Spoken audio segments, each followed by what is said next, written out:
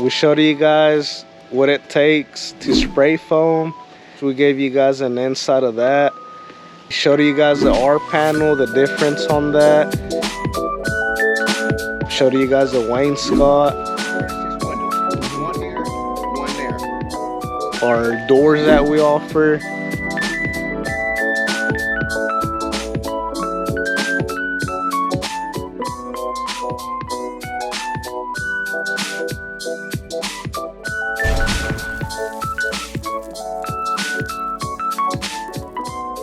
And now Anthony, as our special guest, like always, he's gonna finish off with some questions, more on the consumer side. So Anthony, man, you got any questions for us? Yes, sure too. Okay. For all the customers that hadn't bought a building from Andy Buildings, and you have any concerns, I'm gonna ask Andy some questions so you'll make sure that you get it straight from Andy. Okay.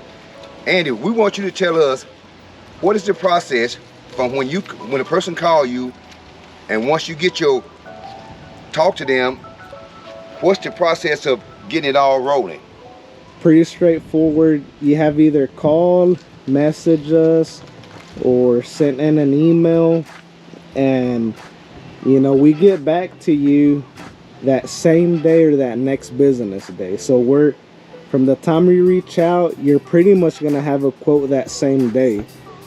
After that end, we agree on what you want for your building, and then we pretty much put you on schedule. We're both in communication with your concrete, with yourself, and we're pretty much there a week after your concrete's built.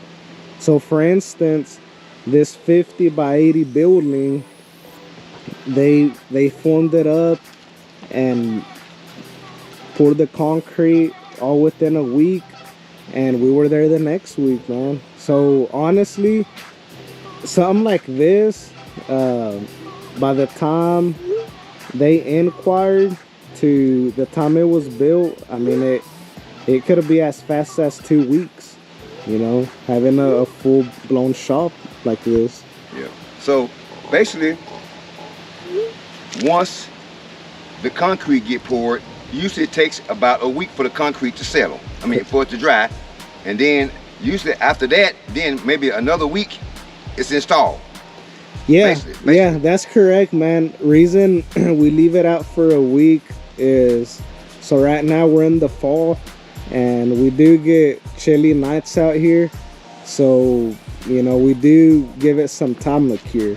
Right, if it was for us, we'd pretty much be out here that next day. Hey, Andy, I could ask you another question. Yeah, man, go. On your concrete, how thick is your footing on your concrete? So with this one, I believe they went 12 inches on the footers. Yeah, man, 12 inches on the footers. That's pretty. 12 inches. That probably hold a dump truck, wouldn't it? Oh yeah, man. A dump truck. Yeah, dump truck. Basically, yeah. That's actually, I believe that's why we put this 14-foot door. Oh, okay. I think for a dump truck and some other for their RV. Heavy equipment. We were talking, and you said you did a lot of metal shops. You spray foamed a lot of spray foam on so man, you do spray foam, I do metal buildings, man. Yeah. I was asking you questions. I think it's your turn to ask me questions, man. I was coming to see if I could fire out and run. He had a good point. That'd be my concern right there, is how thick my footing is on my cement, and how thick is it, what kind of cement y'all running in it? Like, is it rebar, or is it that fiber mesh cement, So you can do both on these. You can either do rebar or the mesh. Okay. It'll come down to the application. Okay. Really, I know mesh, when you go mesh, you don't have to do fiber. Right, that's true. That's true. So it'll come down to your application. Okay. We live in a society now where everyone wants it fast. Yeah. With fiber, that's you're gonna get that. You're gonna get that fast. So yeah, that's a good question, man. Sweet. Wow.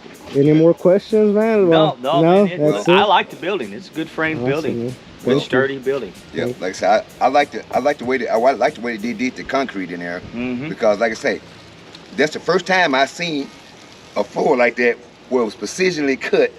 It's actually a good thing to cut it, because when you cut cement like that, Yeah. that cut allows that cement to expand A little bit, yeah. move a little bit. You know, Yeah, that way, you know, earth moves. It's allowing it to move Right. with it. That way you ain't gotta worry about a year down the road and anything like that that's cracking, because And that crack should do away with that. it'll do away with that. Yeah, Yeah. yeah. Man, give the customers out there some pointers from what you have seen, because I know when you come in, these buildings are built, and just like me, you deal with customers, right? Yeah. So is there anything that you advise a customer out there? It can be as simple as, hey, you know, get as many quotes for whatever, you know, because that's the message I'm trying to bring. I mean, do your research on what you're doing first. I would say that, you know, you're going to have a shop built, research it, see what you're going to build it, and how you're going to build it, like why you want to build it that way.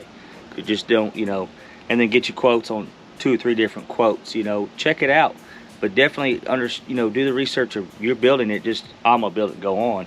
No, think about where you're building it, and then see why you want to build it that way. Because there could be 100 different ways of doing it, and one way that's 10 times easier or more efficient, you know.